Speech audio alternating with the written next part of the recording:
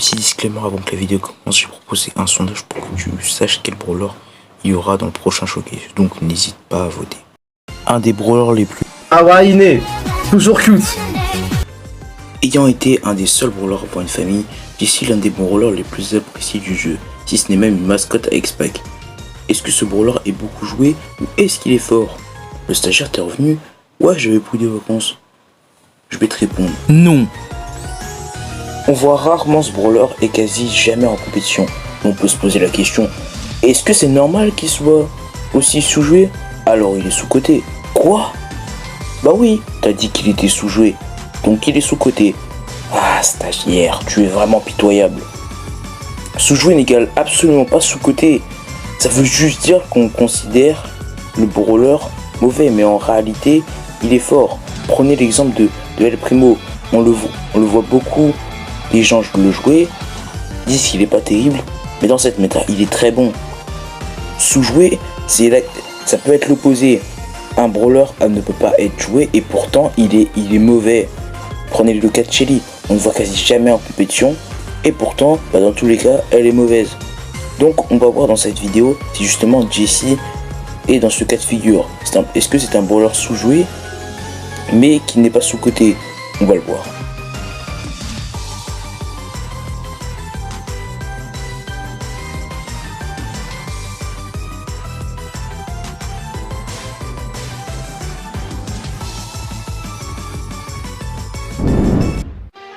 Ok, c'est parti pour la game. Nous avons un Crow et un Buster, ça peut être assez intéressant. Le Crow est assez toxique quand même. Buster n'est plus méta depuis un moment à cause d'une nerf de dégâts.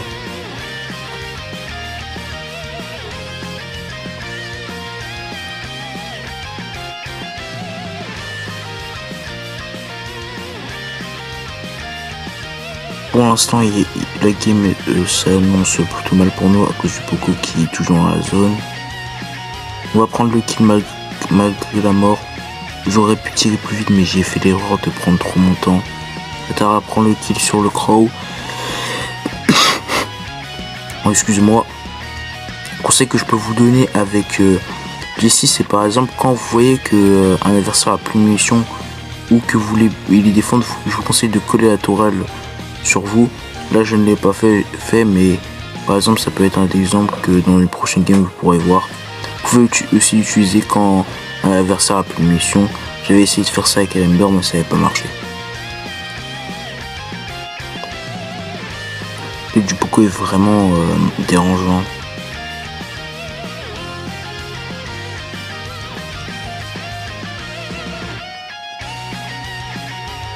C'est là où ça devient un peu compliqué. Avec c'est plutôt difficile de toucher en général puisque on tire pas forcément assez bien. Le gros projectile est assez lent, donc c'est un peu compliqué. Le heal de Poco est vraiment dérangeant, ça nous désavantage vraiment dans la game. Bon, je pense que ça va être compliqué d'augmenter, ça va même conclure sur une défaite. On espère un espoir de remonter même si j'y crois pas trop. Ça peut être aussi bien avec Jessie de pré-shot comme je l'ai fait.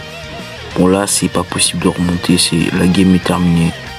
Face à une Tara on peut pas faire grand chose. On va passer à la prochaine game en espérant de vous offrir un meilleur gameplay. Ok, c'est parti. On va essayer de remonter. Le Buster ne bouge pas. Il n'a pas été vraiment transcendant puisque Buster fait pas tant de dégâts que ça et que c'est assez compliqué vu les brawlers auxquels on a. Auquel Buster prend le kill sur la Tara, c'est assez intéressant. Bon, la game restait vraiment compliquée. L'objectif ça est vraiment de tuer le Poco puisque c'est le MVP qui soigne la plupart du temps. Là le Crow a réussi à sauter, c'est pour ça que je vous conseille de privilégier le premier gadget parce qu'en fait le premier gadget permet de slow, du coup vous pourrez toucher plus facilement. Certains vont me dire ouais mais le DPS ça peut être plus intéressant en braquage, mais franchement ça vaut pas la peine.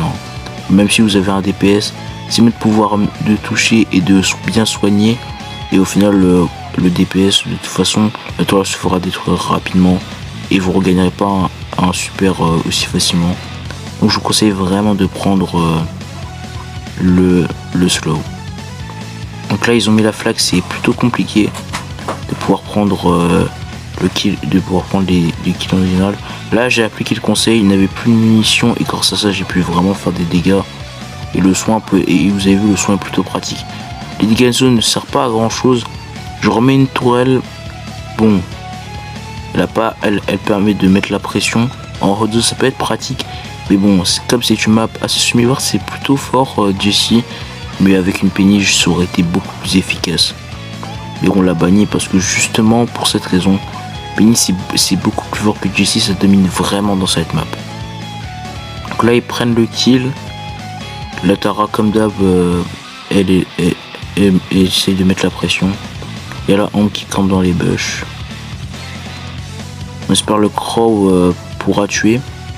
Bon, le Crow a pas réussi, même si bon, malgré le fait que en fait littéralement Crow c'est un assez bon counter, assez bien Ambre grâce à la réduction et les slow.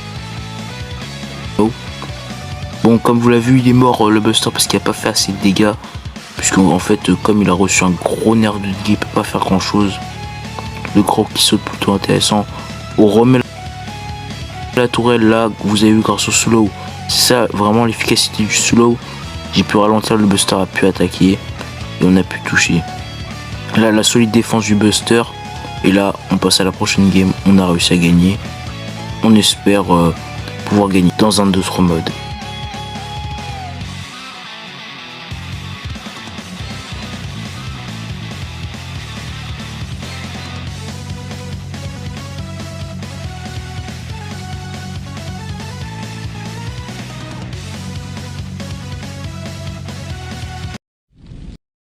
Allez, c'est parti pour la prochaine game. Là, on est en Brawl Ball. Bon, c'est pas le meilleur mode de Jesse, mais ça peut toujours être intéressant. Vous avez vu la dernière fois, on était avec les murs indestructibles avec que c'est catastrophe. Mais avec Jesse, ça peut passer mieux, puisque, comme je vous l'avais dit dans la dernière vidéo, Penny, elle a pu profiter de cet avantage. En gros, les invocateurs ont pu profiter des murs indestructibles, donc ça peut être assez intéressant. Donc là, il y a un Buster qui arrive. Vraiment, je vous dis tout de suite, hein, je sais que ça peut étonner certains comme les gars qui jouent les pro-chesters, mais arrêtez de jouer Buster parce que vraiment il est pas méta. Genre, il est correct, mais comme il fait pas assez de dégâts et que son super a été grave nerfé, je vous conseille vraiment pas de jouer Buster. Vous avez vu, j'ai pu profiter de la baby. Comme elle a une assez longue animation, elle va pas être facilement tourelle, donc j'ai mis devant pour bien profiter. Le Mortis prend le kill. Ah, dommage, il aurait pu faire un 2v1, mais bon, il avait pas assez de munitions. On prend le kill sur la Bibi, hein, franchement, force à elle. Mais vous avez vu, franchement, Buster, c'est pas méta. Après, son meilleur mode est Brawl Ball. Donc vous pouvez le jouer, mais je vous conseille pas de jouer vraiment. Je peux vous conseiller de jouer en zone réservée, ça peut être intéressant. Mais après, ne jouez pas dans d'autres modes parce que c'est pas le meilleur. Bon, là, l'emplacement de la tour, il était catastrophique. Mais c'est pas grave. Le Mortis sans chapeau, bon, c'est dégueulasse, hein, on va pas se mentir. Franchement, moi, j'aime pas ça, mais on va se dire que quand même, c'est assez beau. C'est assez bon. Je parle de son skill, bien évidemment. Ça va, il est correct. Bon, la tourelle fait son petit taf, hein. Mais c'est bon, c'est pas le meilleur, hein. C'est un taf assez correct. Le Mortis. Ok, on prend le kill sur le Buster. Bon, le coup, il gâche un peu son super, là. Le Mortis, il prend trop son temps, là. Bah voilà, il est mort. Parce que il avait pris trop son temps. Peut-être qu'il avait plus de mission, je pense pas. Parce qu'il avait pas trop de temps attaqué que ça. Donc, je pense surtout qu'il a pris trop son temps. Bon, là, pour l'instant, on n'est pas dans une superbe position. Ok, le Mortis. Ouh lolo. Il prend un kill. Ok, Mortis. Ah, dommage. Il fallait nous servir un de ses poulets. Au moins, on a pu bien défendre grâce à lui. Parce que quand même, ça peut... Après ça c'est paradoxal de tomber sur des bons Mortis en random en général. Mais bon. Et est-ce que je peux me plaindre? En vrai non. En plus il joue correctement donc c'est pas si dérangeant que ça.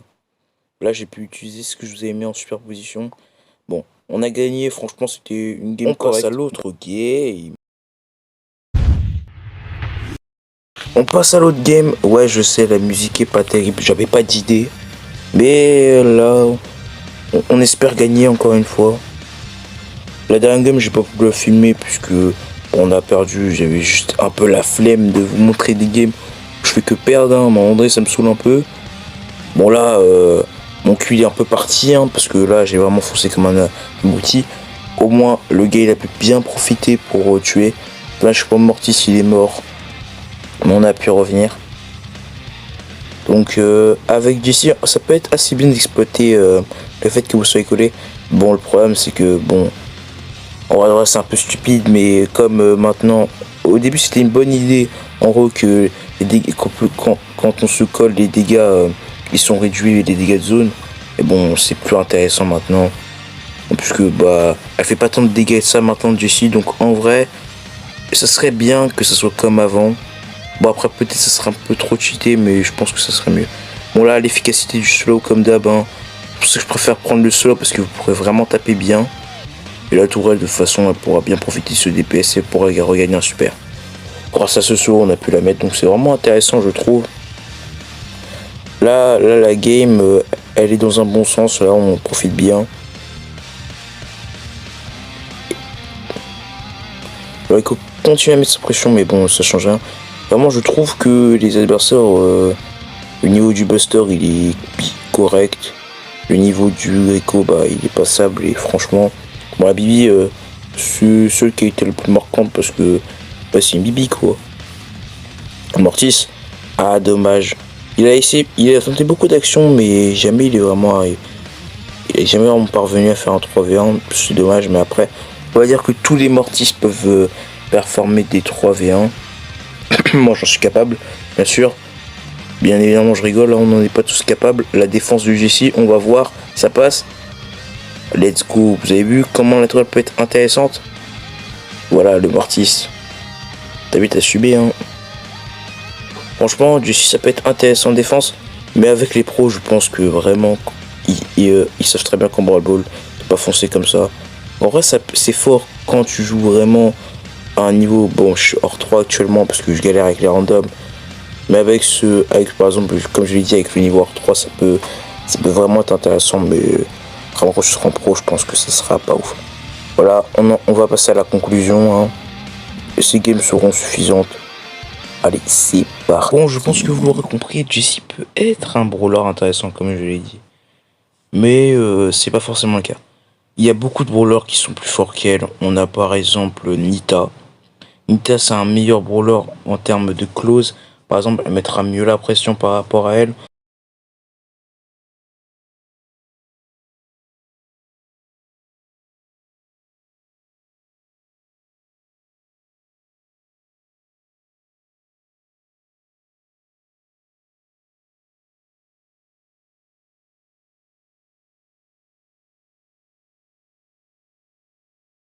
On a par exemple Penny.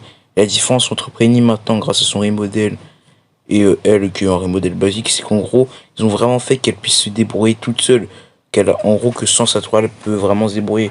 Tandis qu'avec Jessie, bah, son tourelle était vraiment mauvais, hein. Donc je pense sincèrement qu'il faudrait faire un buff. Je pense qu'il faudrait retirer le fait des dégâts de zone. En gros, plus tu vas faire des dégâts de zone, moins ça va faire de dégâts. Parce qu'en fait, ça bride beaucoup de brawlers, je veux dire.